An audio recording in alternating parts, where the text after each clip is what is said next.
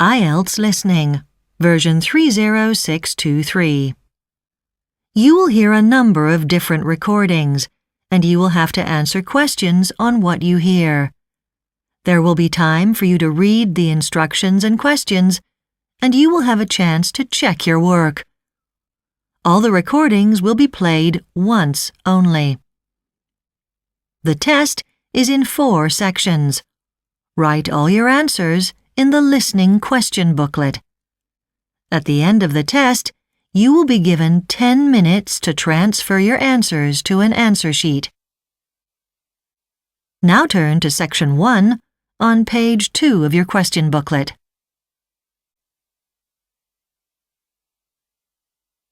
Section 1. You will hear a telephone conversation between a woman who is looking for information about holidays and an agent for a tour company. First, you have some time to look at questions 1 to 7 on page 2.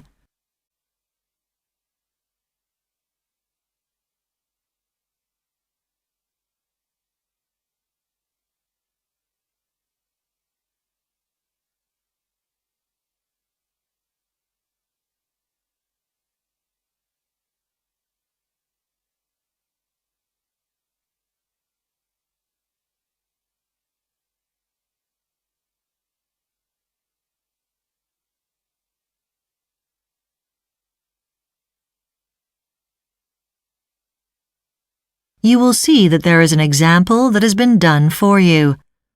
On this occasion only, the conversation relating to this will be played first. Asia Pacific Tours, can I help you? Yes, I've been looking at your website and I'd like some more information about your activity holidays. Certainly. You know, of course, the prices of the tours include stays in 3-star hotels and they include airfares. Great. What about your tour of Vietnam? My sister went there last year and loved it. The first tour the caller asks about is Vietnam, so Vietnam has been written in the space. Now we shall begin. You should answer the questions as you listen because you will not hear the recording a second time. Listen carefully and answer questions 1 to 7. Asia Pacific Tours, can I help you? Yes, I've been looking at your website and I'd like some more information about your activity holidays. Certainly. You know, of course, the prices of the tours include stays in 3-star hotels and they include airfares. Great. What about your tour of Vietnam? My sister went there last year and loved it. Yes, it's a really beautiful place and probably our fastest growing destination. Now that package includes several opportunities to take courses. Don't you have a cookery course of some kind? We certainly do. If you love eating out in Vietnam like most people do and want to know how to prepare a meal, you can learn how from a master in a 5-star hotel. On another day, you have a choice of 2 activities. The first is instruction in diving in the South China Sea. Not a certificate course, but just an introduction. Most people think it's wonderful.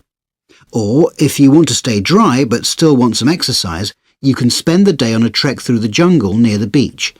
It's not difficult, and everyone seems to enjoy it. Anything cultural on offer? We used to take people to a Vietnamese opera, but that didn't prove so popular. So now we include a dance show, and our clients all rave about that. They say the colours are just magnificent. What's the cost? I've just noticed it's now a special price. The holiday used to be £1,600, but it's just been reduced to £1,450, so you do save quite a bit. And as I said, it seems to be our up-and-coming tour. Well, let's see. Perhaps you could tell me a little about the Hong Kong tour. I notice it includes a walk in the hills of one of their country parks, where you have the chance to see birds of all sorts. Yes, that's a very popular activity. People don't realise that Hong Kong isn't just a crowded city. That's a half-day activity and you go with a trained escort, and it includes dinner in a monastery where you end your day. And then we wouldn't want you to miss out altogether on shopping, so there's another day when we take you round an electronics factory. Now, That might sound like an odd thing to do, but it's actually really fascinating and not like your usual ceramics factory. And you can buy their products there quite cheaply. Now, the whole Hong Kong package is just £1,320 per person. Sounds interesting. Before you hear the rest of the conversation, you have some time to look at questions 8 to 10 on page 2.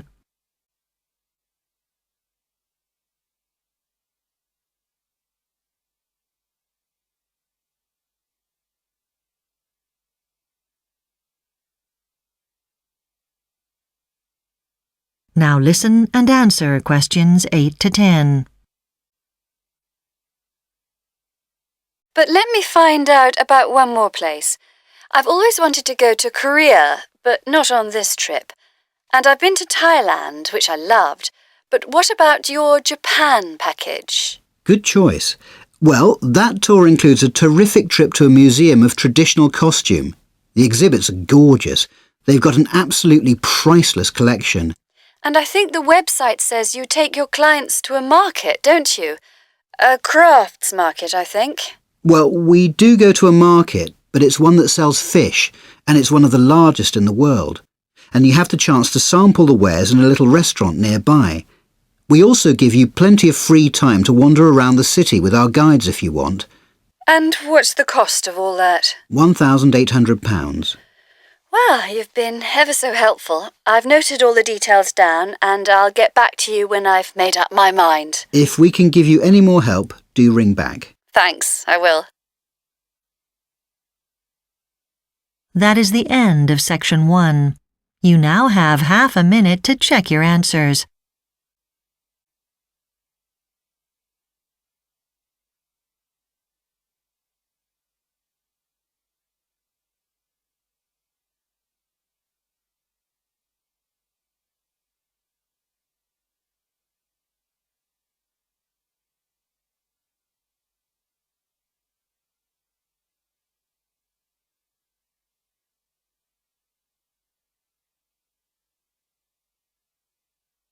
Now turn to section 2 on page 3. Section 2. You will hear the organizer of a weekend dancing course for adults welcoming a group of participants to the community center where the course is being held. First, you have some time to look at questions 11 to 14 on page 3.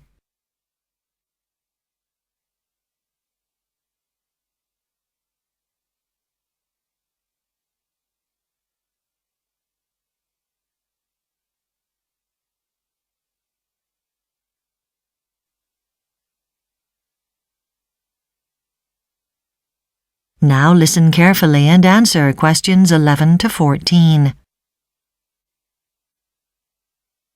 Hello everyone and welcome to this weekend dancing course. Nice that you're here safely. Since you've all just arrived, I'd like to tell you firstly a bit about today's program and secondly how to get around this community centre. Firstly, straight after this talk you'll go off to the office where you should check in at the registration desk. Make sure you're wearing the name tags that we posted you out in the mail last week. The staff there will give you each a cloth bag as a little present from us to keep your dancing shoes in for the weekend. Other things useful to take to class each day will be a bottle of water, hopefully you've all brought one with you, and a towel for your face if it's hot and you feel you need one. Also at registration, you can pick up a list for the level class that you're in, so you can start learning people's names. After checking in, this first afternoon is free for everyone. You could use this time to start thinking about your costumes for the final show, but we won't be making them until tomorrow. For those of you who are interested, there's a lecture this afternoon in the main hall on the history of dance. Or you could practice for Sunday's concert in the music room. There is also an informal gathering planned for tonight consisting of mainly easy dances where you can get to know each other. The tests of different levels won't be held until the final afternoon, so there's no need to worry about those yet. Before you hear the rest of the talk, you have some time to look at questions 15 to 20 on page 4.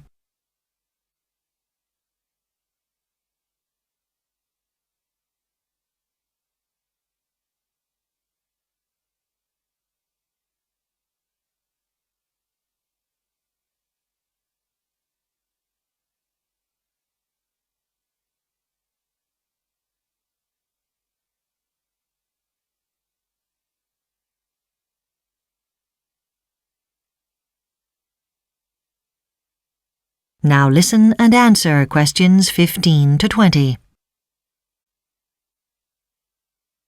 Now, I said I would tell you how to find your way around the community centre. Well, we're standing at the south end of the site.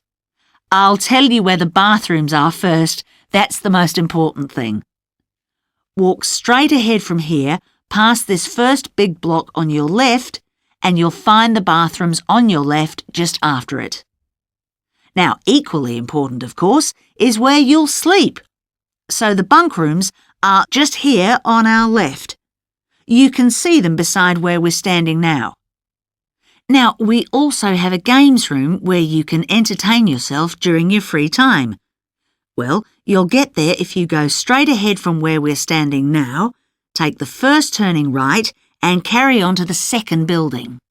It's on your right, just before the bike racks. Games and books are in the cupboard there, and there's a ping pong table, air hockey, things like that. Good for a rainy day.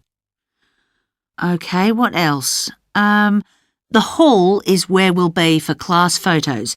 You can find that in the middle of the site, just south of the music room. The medical room, in case any of you get injured while you're dancing, can be found in the centre of the site also. Go straight on from here, past 2 pathways, and it's on your right beside the music room. The nurse there is very good with sports injuries, so don't hesitate to visit her if you need to. Any questions? Oh yes, the reception office, of course. You'll need to go over there after this talk to register. That's quite a long walk away from here. Go straight ahead and take the third turning on your right. Then you will find that the office is the second building on your left. The staff there are very friendly, and if you have any problems during the weekend, go to see them and they'll help you out. That is the end of section 2. You now have half a minute to check your answers.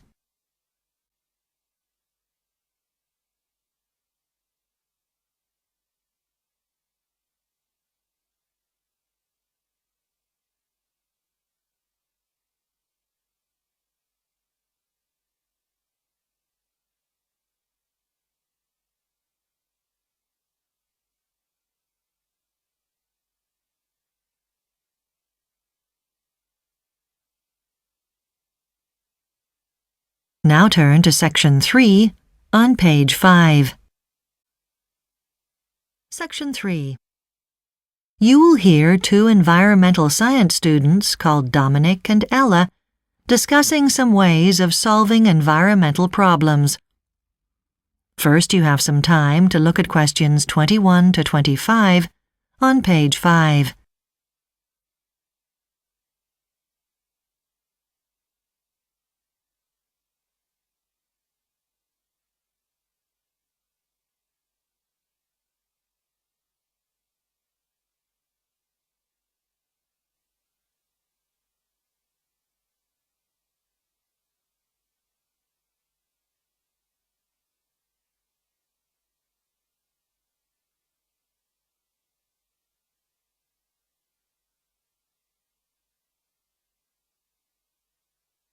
Now listen carefully and answer questions 21 to 25.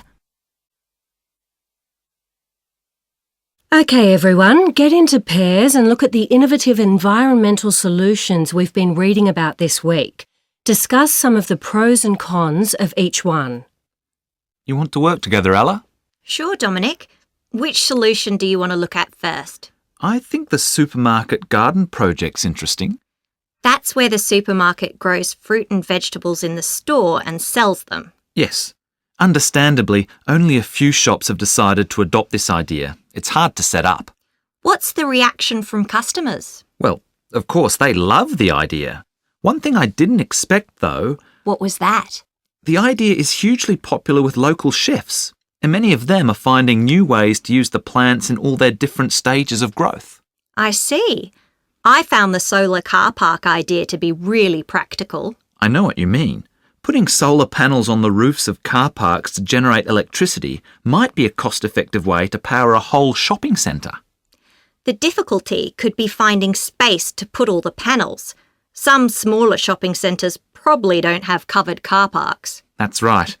It's a shame because the technology seems to be all there and ready to go if the conditions are right. What do you think of the wildlife crossing solution? You know, when a bridge or a tunnel is built over or under a major roadway so that animals can cross. That idea has become very popular and has so many benefits. A lot of research has been done, hasn't it? Yes. It's not surprising that the data reveals a huge drop in the number of road accidents in areas where there are wildlife crossings. That's one of the predicted outcomes. Something I read about in the research, which I'd never considered before, was how the animal populations in these areas are affected. Naturally, more of them survive, but because their habitat is not interrupted too much by the roads, the genetic diversity of local species has improved. That's true.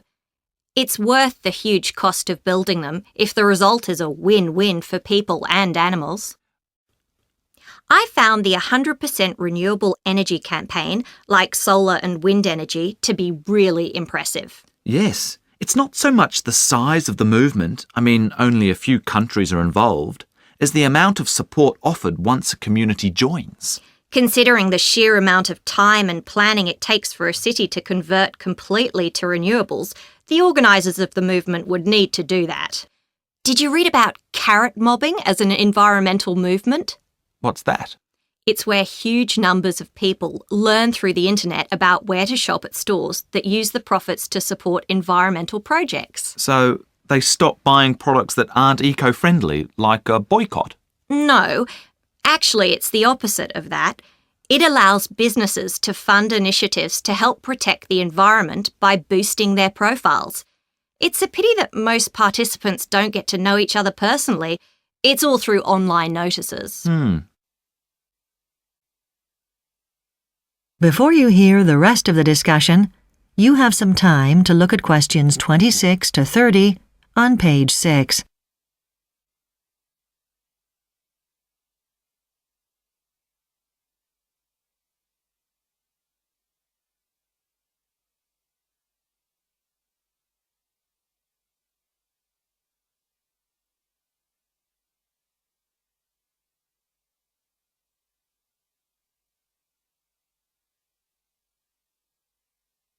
Now listen and answer questions 26 to 30. Now everyone, let's look at one particular environmental innovation, aerial reforestation. With your partner, discuss the process involved in this idea. So, aerial reforestation is where they drop mixtures from planes to sow vegetables, grains or trees and so on in areas that might be hard to reach. Let's see, what are the steps? Well, the first step is choosing the right area. Whatever size land you're working on, ensuring there's enough light is crucial. The next step, whatever you're planting, is to make sure you have the right seeds. To give them a better chance against the competition from other plants, you need to use a lot. So then you make a mixture with decent quality durable compost for nourishment. Then do they infuse it with insecticide? That's not necessary in this model. The next step is pressing the whole thing into a small chunk of clay to make a ball. This may then be covered in an outer material such as paper. Right. That way, when it lands, it will add balanced nutrients to the mixture. Yes, and it may also protect it from insects and other plants. So, a few days before they release it from the plane onto the land below, the final step is dipping it in water. just enough to get the germination process started. Yes, and after that... That is the end of Section 3. You now have half a minute to check your answers.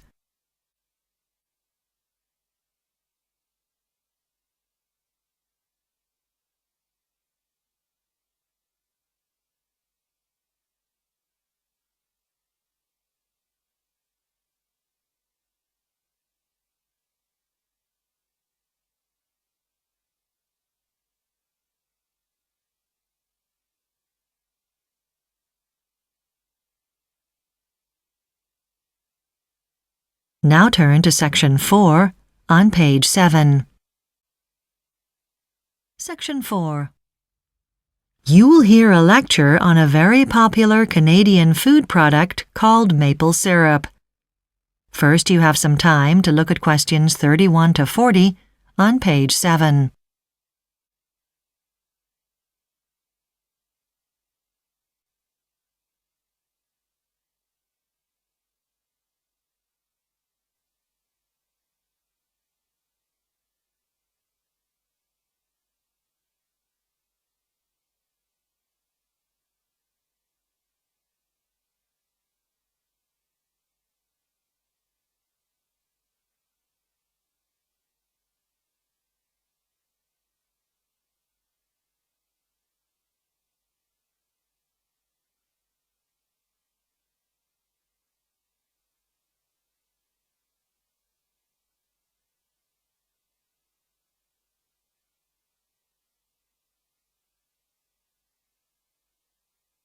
Now listen carefully and answer questions 31 to 40.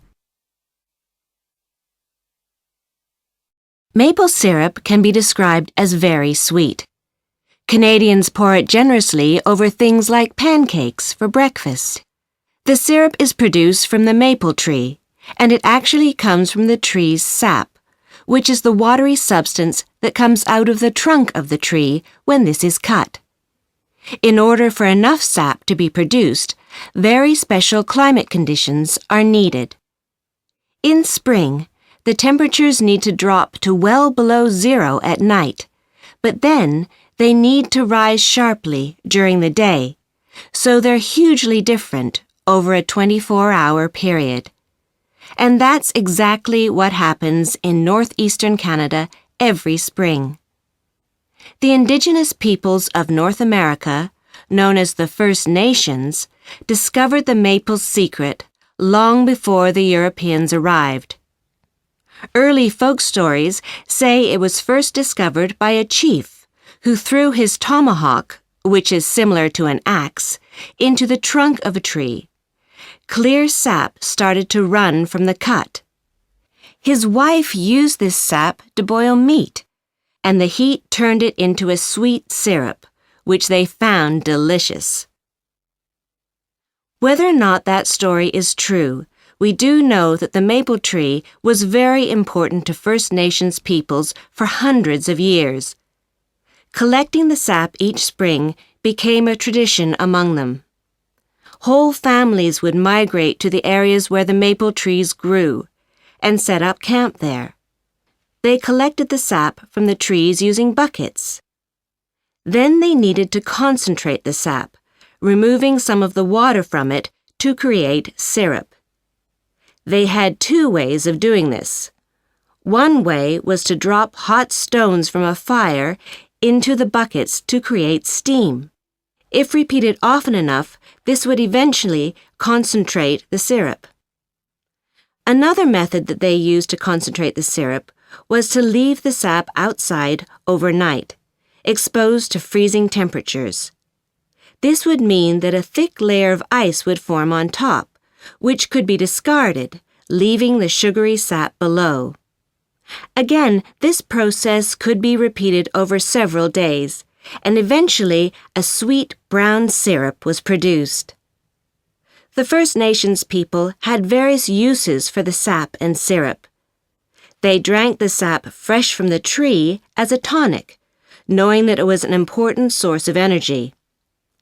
But for the most part, they reduced the syrup further and then cooled it so that it crystallized into sugar.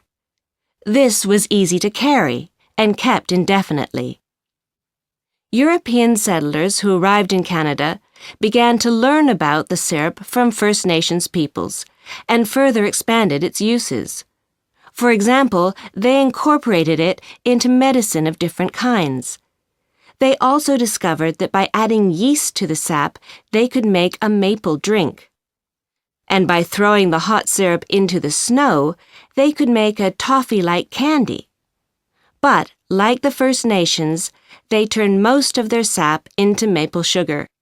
For most people, it was the only type of sugar they could afford, since the only alternative was the sugar imported from the Caribbean, which was made from sugar cane, and this was very expensive. However, after 1880, the Canadian government decided to stop charging tax on Caribbean sugar, and this made it much cheaper. That meant it was no longer cost-effective to produce maple sugar, and so syrup making became the only viable industry remaining for Canadians, and that's what we've been doing ever since.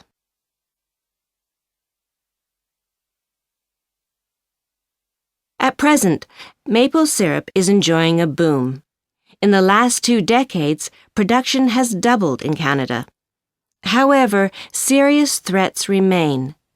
Like any agricultural product, the harvest is subject to such things as major storms or the arrival of invasive insects, both of which have happened, and these could destroy everything. It is predicted with some certainty that, in the longer term, climate change will also have an adverse effect on the sap run. Then there are the social factors. Producing maple syrup is a very labor-intensive process, making it an expensive purchase. And of equal concern is the fact that nowadays there's a lot of competition from cheaper, artificially flavored brands. Furthermore, we're at a time when obesity is a major issue, making a product that is 67% sugar increasingly difficult to sell. Nevertheless, there are reasons to be optimistic. Producers are developing markets abroad. Our syrup is currently being exported to over 50 countries. Back here at home, chefs use it enthusiastically. It's certainly high in calories, but it also contains proteins, minerals, and antioxidants. As such, it is still relatively healthy when you compare it with sugar or corn syrup. Canadians are proud of maple syrup and its deep roots in our history and geography. However, the primary reason for maple syrup's success around the world remains its taste. There's nothing quite like it. That is the end of Section 4. You now have half a minute to check your answers.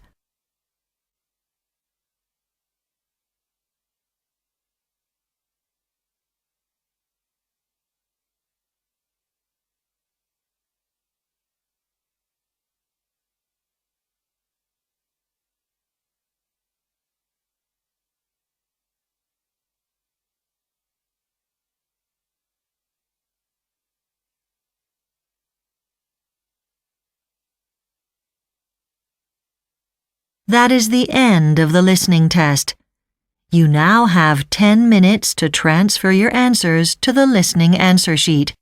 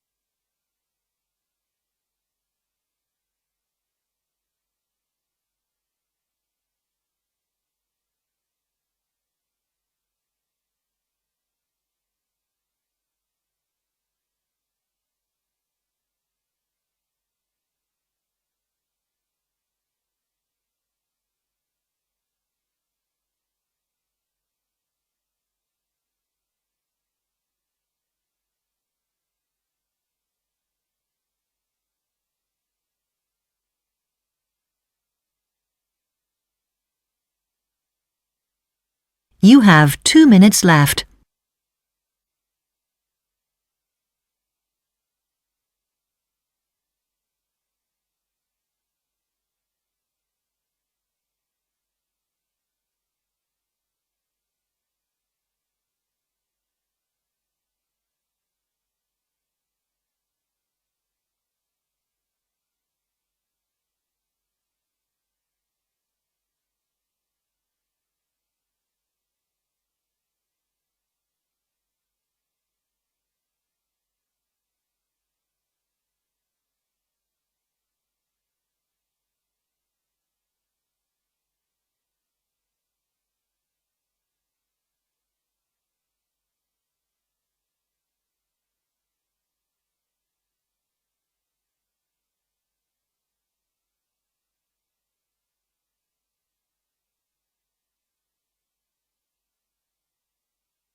You have 1 minute left.